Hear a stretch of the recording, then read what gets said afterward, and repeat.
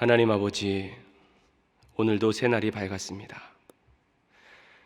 지금 밖에는 봄을 재촉하는 비가 내리고 있습니다. 이 고요한 새벽 시간, 우리의 발걸음은 성전을 향하고 싶지만 그럴 수 없는 상황입니다. 그래서 참 마음이 아픕니다. 그래도 주님, 이번 사태를 통해 우리가 깨닫게 된 것들도 있습니다. 성전에 나와 예배하는 것이 얼마나 귀한 것인지를 깨닫게 되었습니다. 매주 드리는 주일 예배, 매일 드리는 새벽 기도회를 습관적으로 드린 적도 있었는데 이제는 우리의 마음에 간절함이 생겼습니다. 주님께 기도하는 우리의 마음도 더욱 간절해졌습니다. 우리의 눈은 더욱 주님의 영광을 보기를 원하고 우리의 귀는 더욱 주님의 음성을 듣기를 원합니다. 지금 이 시간들이 평상시에는 깨닫지 못했던 일상 속에서의 하나님의 은혜를 깨닫는 시간이 되게 하여 주시고, 그동안 분주하여 듣지 못했던 하나님의 세미한 음성에 귀 기울이는 시간이 되게 하여 주시옵소서. 선한 목자가 되시는 하나님, 가만히 우리의 인생을 되돌아보니 우리가 부른 찬송처럼 지금까지 지내온 모든 것이 주님의 은혜였음을 고백합니다. 하루하루 살 수 있었던 것도 주님의 은혜였고, 아프지 않았던 것도 주님의 은혜였고, 밥을 먹고 소화를 시키고 편안하게 잠을 잘 수 있었던 것도 하나님의 은혜였습니다. 우리의 평범한 일상이 하나님의 기적으로 채워져 있음을 이제야 깨닫는 우리들은 참 어리석은 존재들입니다. 주님, 우리를 불쌍히 여겨 주시옵소서. 우리의 부족함보다도 훨씬 더 크신 주님의 사랑으로 우리를 품어주시기를 간절히 기도합니다. 자나깨나 주님의 손으로 우리를 보살펴 주시고 거칠고 험한 세상 속에서 우리의 영원한 피난처가 되어 주시옵소서. 세상은 극심한 고통 가운데 있지만 이러한 고통 속에서도 우리를 향하신 하나님의 사랑은 언제나 변함이 없는 줄로 믿습니다. 무엇이 우리를 하나님의 사랑에서 끊을 수 있겠습니까? 환난이나 곤고나 박해나 적신이나 기근이나 위험이나 칼이겠습니까? 사망이나 생명이나 천사들이나 권세자들이나 현재일이나 장래일이나 능력이나 높음이나 기품이나 다른 어떤 피조물이라도 우리를 하나님의 사랑에서 끊을 수 없다는 말씀을 기억합니다. 오늘도 변함없이 하나님의 사랑이 우리를 향하고 있고 소망교회를 향하고 있고 이 나라 이 민족을 향하고 있음을 기억하며 소망 없는 자와 같이 슬퍼하지 않게 하시고 주님이 주시는 힘으로 다시 일어서게 하여 주시옵소서. 이 나라 이 민족을 위하여 기도합니다. 바이러스에 대한 불안과 두려움으로 많은 국민들이 고통 가운데 있습니다. 이 시간 간절히 기도하오니 바이러스가 더 이상 확산되지 않게 하시고 치료제가 속히 개발되어 확진 판정을 받은 사람들이 건강을 회복할 수 있도록 주님 도와주시옵소서. 특별히 이번 사태를 해결하기 위해 노력하고 있는 질병관리본부 직원들과 병원과 보건소에서 환자를 돌보고 있는 의료인들을 지켜주시기를 기도합니다. 조속히 하강 국면으로 들어서게 하여 주시고 모든 국민들이 일상의 삶의 자리로 돌아가게 하여 주시옵소서. 이 땅의 진정한 치유와 회복의 은혜가 있게 하여 주시옵소서. 교회의 주인이신 하나님, 우리 소망교회를 위하여 기도합니다. 특별히 소망의 성도들의 안전을 위하여 기도합니다. 하나님께서 소망의 성도들을 눈동자같이 지켜주시고 주의 날개 아래에 품어주시기를 간절히 기도합니다. 믿는 자는 기도하라는 말씀을 기억하게 하시고 기도가 우리의 능력임을 기억하며 각자의 삶의 자리에서 무릎을 꿇고 나라와 민족을 위해 기도하는 성숙한 성도들이 되게 하여 주시옵소서. 교회에서 중요한 결정을 해야 할 때가 있습니다. 그때마다 맡은 이들에게 지혜를 허락하여 주셔서 모든 것이 합력하여 하나님의 선을 이루어가게 하여 주시옵소서. 특별히 김경진 담임 목사님을 위하여 기도합니다. 하나님께서 세우신 사랑의 목자에게 영육간의 강건함을 주시고 이 어려운 상황을 타개해 나아갈 수 있는 하늘의 지혜를 허락하여 주시옵소서. 부교역자들을 위하여도 기도합니다.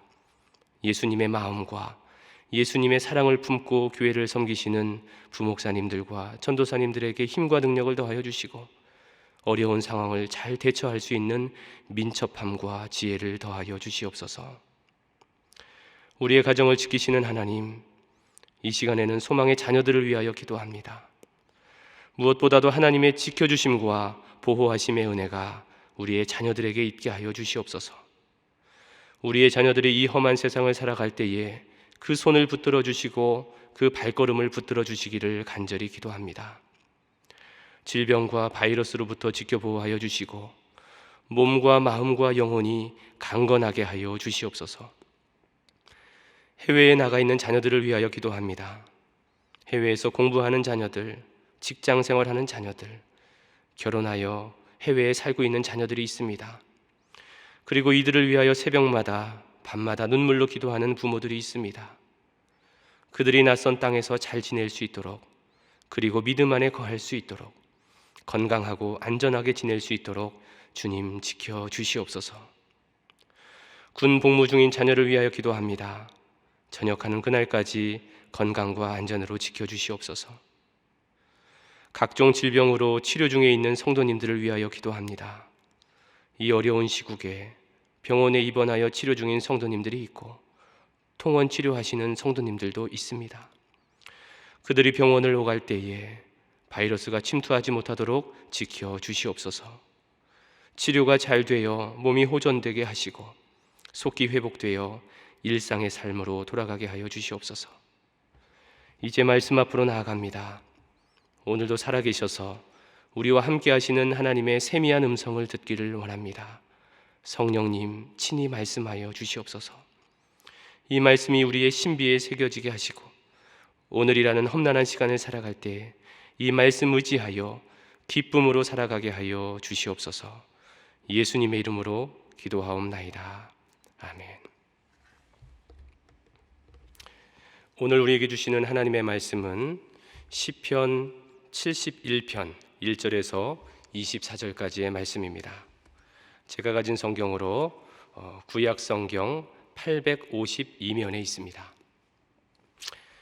이 말씀을 우리가 한 목소리로 합독할 때 살아계신 하나님의 음성을 다 함께 들으실 수 있기를 바랍니다. 하나님의 말씀입니다. 여호와여, 내가 주께 피하오니 내가 영원히 수치를 당하게 하지 마소서. 주의 의로 나를 건지시며 나를 풀어주시며 주의 귀를 내게 기울이사 나를 구원하소서. 주는 내가 항상 피하여 숨을 바위가 되소서. 주께서 나를 구원하라 명령하셨으니 이는 주께서 나의 반석이시요 나의 요새이심이니이다. 나의 하나님이여, 나를 악인의 손 곧 불의한 자와 흉악한 자의 장중에서 피하게 하소서. 주 여호와여, 주는 나의 소망이시요 내가 어릴 때부터 신뢰한 이시라. 내가 모태에서부터 주를 의지하였으며 나의 어머니의 배에서부터 주께서 나를 택하셨사오니 나는 항상 주를 찬송하리이다. 나는 무리에게 이상한 징조같이 되었사오나 주는 나의 견고한 피난처시오니 주를 찬송함과 주께 영광 돌림이 종일토록 내 입에 가득하리이다. 늙을 때에 나를 버리지 마시며 내 힘이 쇠약할 때에 나를 떠나지 마소서. 내 원수들이 내게 대하여 말하며 내 영혼을 엿보는 자들이 서로 꾀하여 이르기를 하나님이 그를 버리셨은즉 따라잡으라 건질 자가 없다 하오며 하나님이여, 나를 멀리하지 마소서. 나의 하나님이여, 속히 나를 도우소서. 내 영혼을 대적하는 자들이 수치와 멸망을 당하게 하시며 나를 모해하려 하는 자들에게는 욕과 수욕이 덮이게 하소서. 나는 항상 소망을 품고 주를 더욱더욱 찬송하리이다. 내가 측량할 수 없는 주의 공의와 공의를 내 입으로 종일 전하리이다.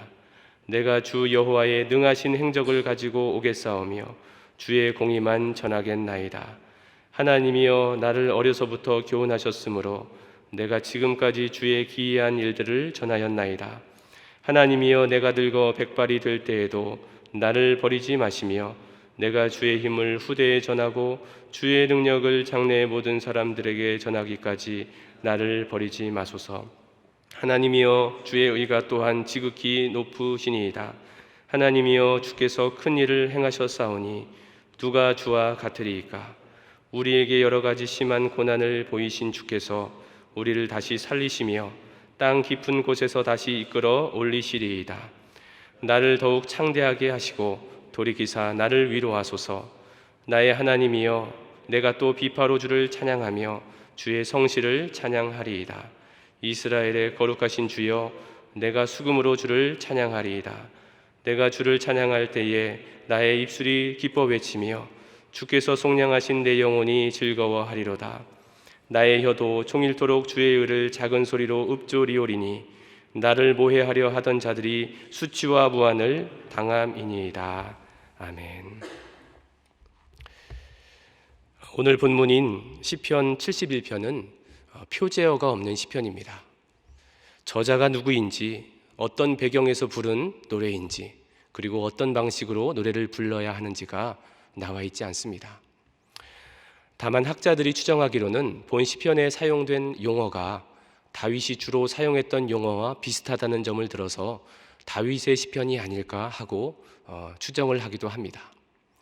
그리고 구약 성경의 헬라어 역본인 70인역에 보면 71편의 표제어가 있는데 그 표제어는 첫 번째 포로되어 갔던 요나답의 자손들에 의해 불려진 다윗의 시라고 기록이 되어 있습니다. 아마 이것들을 종합해 볼 때 시편 71편의 저자는 다윗일 가능성이 높습니다. 오늘 이 시편 71편을 구분하여 보면 네 가지로 나누어 볼 수 있습니다.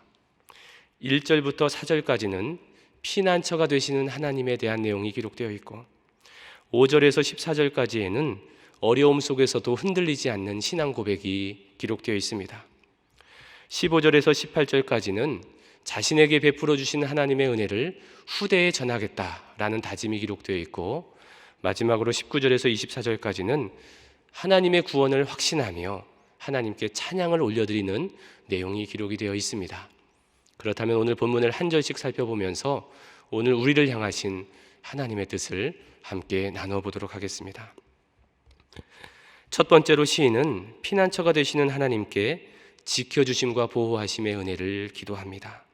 다 함께 1절과 2절 말씀을 합독하겠습니다. 여호와여, 내가 주께 피하오니 내가 영원히 수치를 당하게 하지 마소서. 주의 의로 나를 건지시며 나를 풀어주시며 주의 귀를 내게 기울이사 나를 구원하소서. 지금 시인의 상황을 우리가 구체적으로 알 수는 없지만 아마도 매우 급박한 상황에 처해 있는 것 같습니다. 오늘 본문 4절에 보면 나를 악인의 손, 불의한 자와 흉악한 자의 장중에서 피하게 하소서라는 표현이 나옵니다. 아마도 지금 시인이 쫓기는 상황인 것 같습니다. 악인의 손이, 흉악한 자의 손이 지금 시인에게 향하고 있는 것입니다. 시인이 고통스러운 것은 이것뿐만이 아니었습니다. 11절에 보면 악인들이 모여서 시인을 조롱하기를 하나님이 그를 버리셨은즉 따라잡으라, 건질 자가 없다 라며 경멸의 표현을 씁니다. 악인들은 하나님이 시인을 버렸다고 말합니다. 마치 부모에게서 버려진 어린아이처럼 돌봐줄 사람도 없고 도와줄 사람도 없다. 그러면서 말하기를 따라잡으라, 건질 자가 없다라고 말합니다. 여기서 말하는 따라잡으라라는 단어의 원어적인 의미는 사냥하다, 추적하다라는 뜻이 있습니다. 마치 강한 짐승들이 약한 짐승 한 마리를 추적하고 포위하고 결국에는 그 목을 물어 숨통을 끊는 것처럼 지금 악인들은 이 시인을 잔인하게 그리고 잔혹스럽게 괴롭히고 있는 그런 상황입니다. 이러한 극한의 상황 속에서 시인은 어떻게 했을까요? 이 어려운 상황 속에서 시인은 이 자신의 어려운 문제를 가지고 하나님 앞으로 나아갑니다. 이 문제를 해결할 수 있는 분이 하나님 한 분밖에 없음을 알기에 그 문제를 가지고 하나님 앞에 나아갑니다. 그래서 기도합니다. 주님, 내 기도를 들어주셔서 나를 건져주시고 나를 풀어주시고 나를 구원하여 주시옵소서. 이렇게 시인의 기도의 열정은 악인의 잔인한 열심보다 더 뜨거웠습니다. 간절한 기도, 뜨거운 눈물의 기도로 시인은 이어서 3절, 4절에서 이렇게 기도하기를 있습니다. 3절과 4절 말씀을 우리 다 함께 합독해 보겠습니다. 주는 내가 항상 피하여 숨을 바위가 되소서. 주께서 나를 구원하라 명령하셨으니 이는 주께서 나의 반석이시요 나의 요새이심이니이다. 나의 하나님이여 나를 악인의 손 곧 불의한 자와 흉악한 자의 장중에서 피하게 하소서. 시인은 간절히 기도합니다. 나의 반석이신 하나님, 나의 요새 되시는 하나님, 주님 나를 저 악인의 손에서 구원하여 주시옵소서. 사랑하는 성도 여러분, 피할 곳이 있는 인생은 때로는 넘어질 수는 있지만 아주 엎드러지지는 않습니다. 왜냐하면 피난처가 되시는 하나님께서 그를 돕고 있기 때문입니다. 그러나 피할 곳이 없는 인생은 다시 일어날 수가 없습니다. 그러므로 어떻게 보면 피할 곳이 없는 인생이 가장 불쌍한 인생인 것입니다. 어느 여름날 갑자기 소나기가 내릴 때 그 비를 피할 수 있는 피난처가 있다는 것 얼마나 다행입니까? 영하 10도가 넘는 맹추위에도 그 추위를 피하여 몸을 녹일 수 있는 피난처가 있다면 얼마나 좋겠습니까? 마찬가지로 우리 인생에 있어서 예기치 않은 고난이 닥쳐왔을 때에 우리가 피할 곳이 있다면 얼마나 좋겠습니까? 그런데 그렇게 우리가 피한 곳이 여전히 부족하고 연약한 인간의 품이 아니라 전능하신 하나님의 품이라면 얼마나 위로가 되겠습니까? 사랑하는 성도 여러분, 우리가 인생을 살다 보면 예기치 않은 힘든 일들을 만나게 됩니다. 어떤 일들은 그리 어렵지 않은 일이기에 우리의 힘으로도 거뜬히 이길 수 있는 그런 일들도 있습니다. 그러나 어떤 일들은 우리의 힘으로 도무지 이길 수가 없고 견디기조차도 버거운 그런 일들도 있습니다. 그럴 때 분명히 기억하시기를 바랍니다. 여러분에게 영원한 피난처이신 하나님의 품이 있다는 것을 기억하시기를 바랍니다. 하나님은 우리의 피난처시요 환난 중에 만날 큰 도움이시라. 이 말씀을 기억하시기를 바랍니다. 오늘도 하나님께서는 여러분을 눈동자같이 지켜주시고 주의 사랑의 날개 아래에 품어주실 것입니다. 피난처가 되시는 하나님의 지켜주심과 보호하심의 은혜가 여러분의 가정과 삶의 자리 가운데 계시기를 주님의 이름으로 축원합니다. 이어서 시인은 어려움 속에서도 흔들리지 않는 신앙의 고백을 올려드립니다. 5절과 6절 말씀을 다 함께 합독하겠습니다. 주 여호와여 나의 소망이시요 내가 어릴 때부터 신뢰한 이시라. 내가 모태에서부터 주를 의지하여 싸우며 나의 어머니의 배에서부터 주께서 나를 택하셨사오니 나는 항상 주를 찬송하리이다. 5절과 6절에서 시인은 자신의 지난 날을 회상하며 하나님의 은혜를 기억합니다. 자신이 어머니의 뱃속에서 있을 때부터 자신을 택하셨고 자신을 지키셨고 여기까지 인도해 주신 하나님, 그 하나님만이 나의 유일한 소망입니다라고 고백을 하는 것입니다. 그런데 오늘 시인의 상황은 그렇게 녹록하지만은 않은 상황이었습니다. 상황 자체만 보면 한숨이 나오고 낙심되는 상황입니다.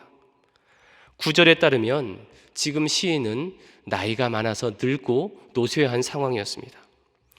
게다가 10절에 따르면 원수들은 시인의 영혼을 엿보고 있었습니다.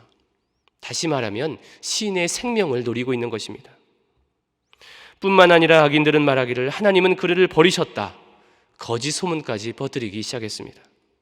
그야말로 어디에도 소망이 없는 사방으로 우려싸움을 당하고 있는 그런 상황인 것입니다. 그런데 이런 상황 속에서 시인이 정작 두려워했던 것은 다른 곳에 있었습니다. 악인들이 나를 공격하는 상황, 자신이 늙고 노쇠한 상황, 적들의 음모, 거짓 소문, 이런 것도 두렵기는 했지만 정말 그의 마음속에서 두려워했던 것은 다른 것이었는데 그것은 하나님이 나를 떠나시는 것이었습니다. 하나님의 보호하심이 나를 떠나는 것, 그것이 가장 두려웠던 것입니다. 그래서 12절에서 그는 이렇게 기도합니다. 하나님이여 나를 멀리하지 마소서. 하나님이여 나를 멀리하지 마소서. 지금 시인이 가장 두려워했던 것은 하나님이 나를 멀리 떠나시는 것이었습니다. 그렇다면 반대로 시인이 가장 원했던 것은 무엇이었겠습니까? 하나님께로 더욱 가까이 나아가는 것이었습니다. 지금 내가 고통 가운데 있을 때 하나님이 저 멀리 계시는 것이 아니라 하나님은 여전히 내 앞에 계시고 하나님이 여전히 내 오른편에 계시고 내 안에 계시다는 확신, 그것을 시인은 가장 원했던 것입니다. 그래서 시인은 더욱더 하나님을 의지하는 기도를 올려드립니다. 14절 말씀을 같이 합독하겠습니다. 나는 항상 소망을 품고 주를 더욱더욱 찬송하리이다. 사랑하는 여러분, 오늘 이 14절의 말씀이 여러분의 마음속에 새겨지기를 바랍니다. 오늘 시인은 어떠한 고난이 닥쳐온다 할지라도 오직 하나님께만 소망을 두겠다라고 말합니다. 그런데 하나님께 소망을 두는 것이 단 일회적인 사건이 아닙니다. 항상이라는 단어를 썼습니다. 내가 하나님께 소망을 두되 항상 나의 모든 삶의 순간순간마다 하나님께만 소망을 두며 살겠습니다라고 고백을 합니다. 14절에서 이어서 시인은 이렇게 말하죠. 주를 더욱더욱 찬송하리이다. 저는 오늘 이 본문을 묵상하면서 더욱이라는 단어에 자꾸 눈이 갔습니다. 더욱이라고 한 번만 말하면 되는데 왜 더욱이라고 두 번이나 했을까?